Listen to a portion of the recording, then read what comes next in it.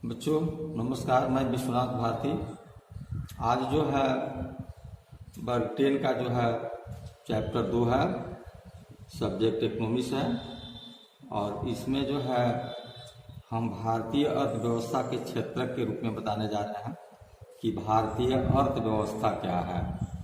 तो सबसे पहले भारतीय अर्थव्यवस्था की जो विधि है और वह अर्थव्यवस्था है क्या, इसके विषय में हम लोग जानेंगे।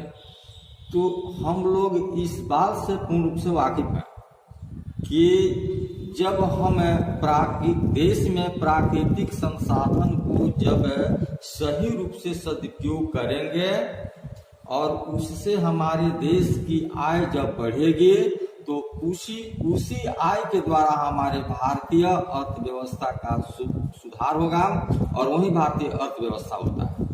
जैसे इसमें कुछ गतिविधि जो है, जैसे उत्पादन हो गया, सेवा हो गया।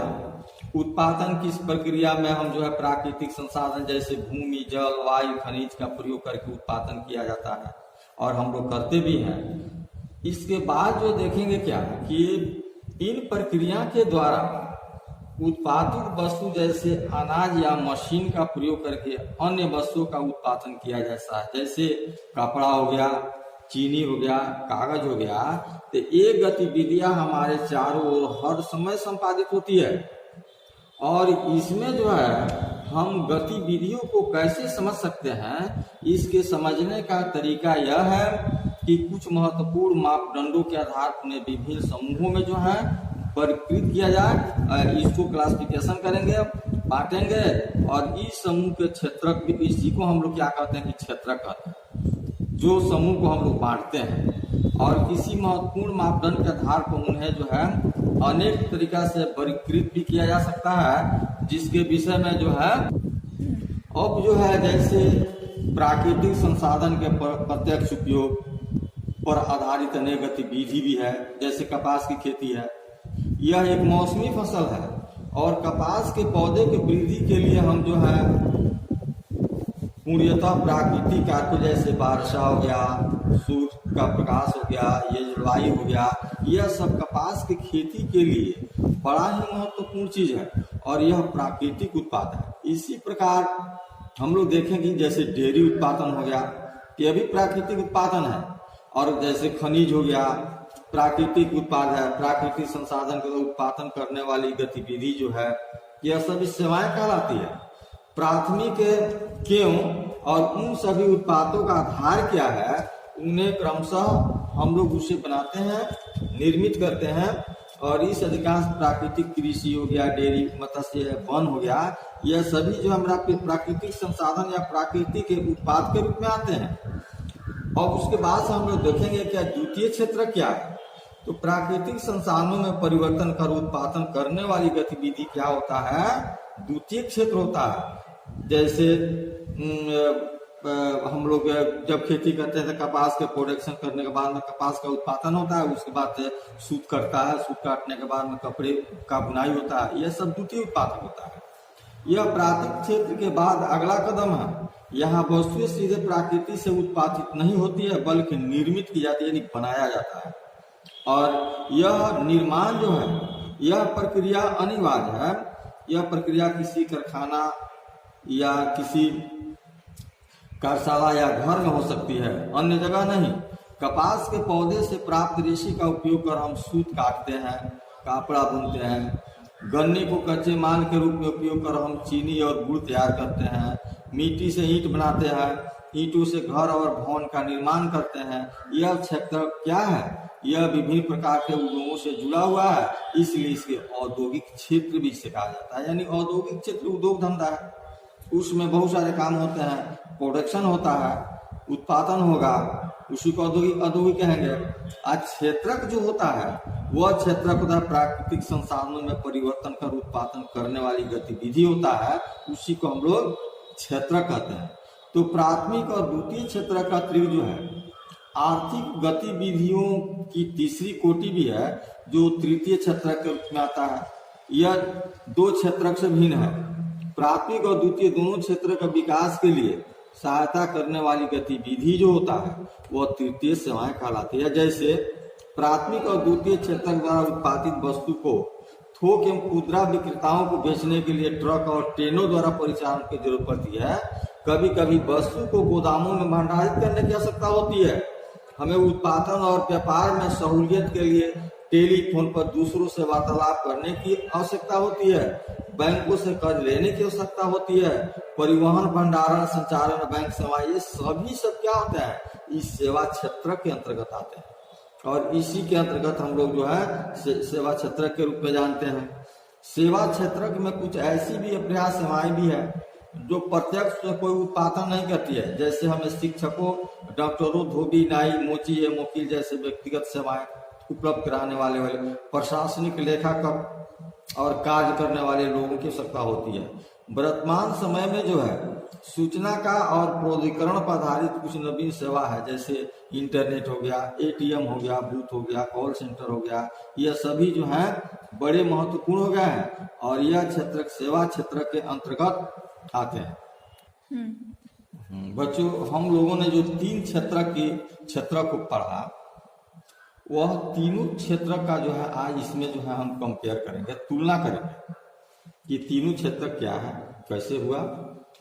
तो उत्पादन के दृष्टि से उत्पादन कार्यों को तीनों क्षेत्रों में विभाजित किया जाता है, यानी बांटा जाता है।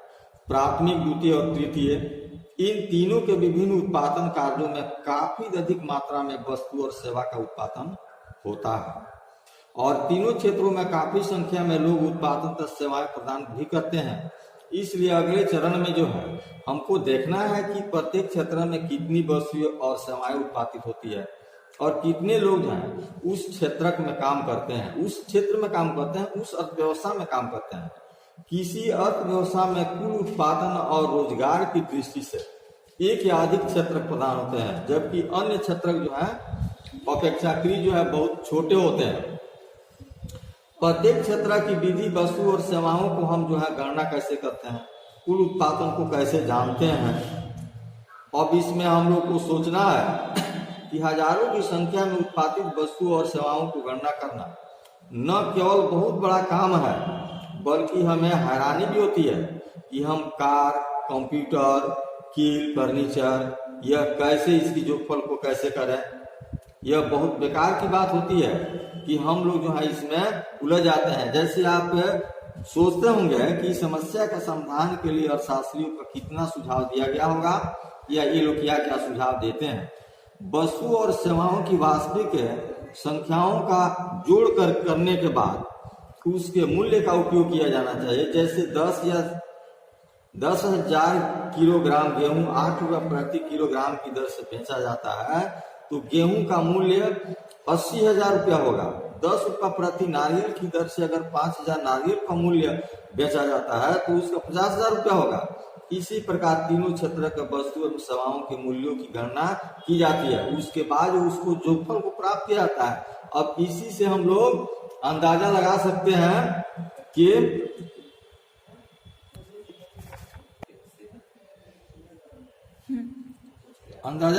हैं कि ध्यान रखें कि यहाँ पर वो कितना हमें जो है जोखफल की प्राप्ति हुई। अब जो ध्यान रखने की यहाँ एक सावधानी बरतने की भी जरूरत है।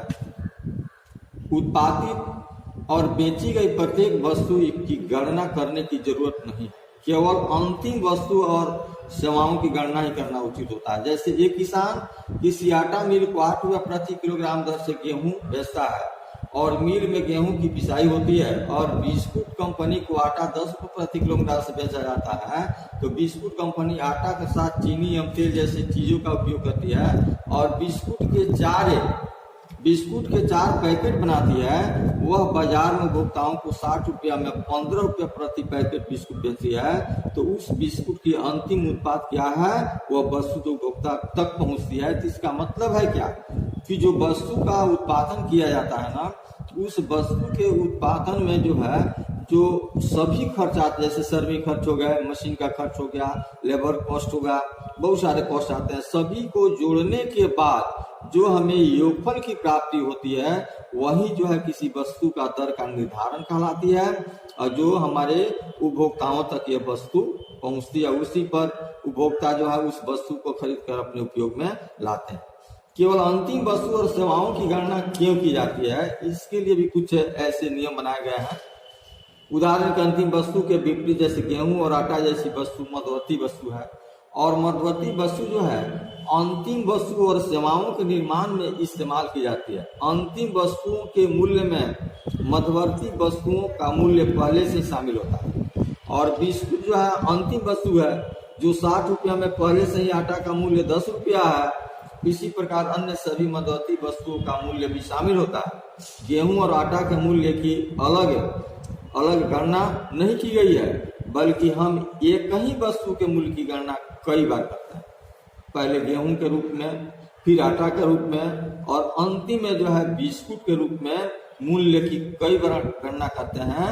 तो इसलिए इसको सही रूप से जानने के लिए जो है हम लोग जो देखेंगे क्या कि किसी विशेष वर्ष में प्रत्येक क्षेत्रक द्वारा उत्पादित अंतिम वस्तु और सेवाओं का मूल्य उस वर्ष में क्षेत्र के कुल उत्पादन की जानकारी प्रदान करता है, और तीनों क्षेत्र के उत्पादन की जोगफल को देश का सकल घरेलू उत्पाद, जिसको डीजीपी भी कहते हैं, किसी देश के भीतर किसी विशेष वर्ष में जो उत्पादन होता है, अंतिम वस्तु और सेवाओं का जो उत्पादन होता है, उसी अर्थव्यवस्था को विशाल प्रदर्शित करने के लिए डीजीपी का हम लोग प्रयोग करते हैं, जिसको सकल घरेलू उत्पाद के नाम से भी जानते हैं।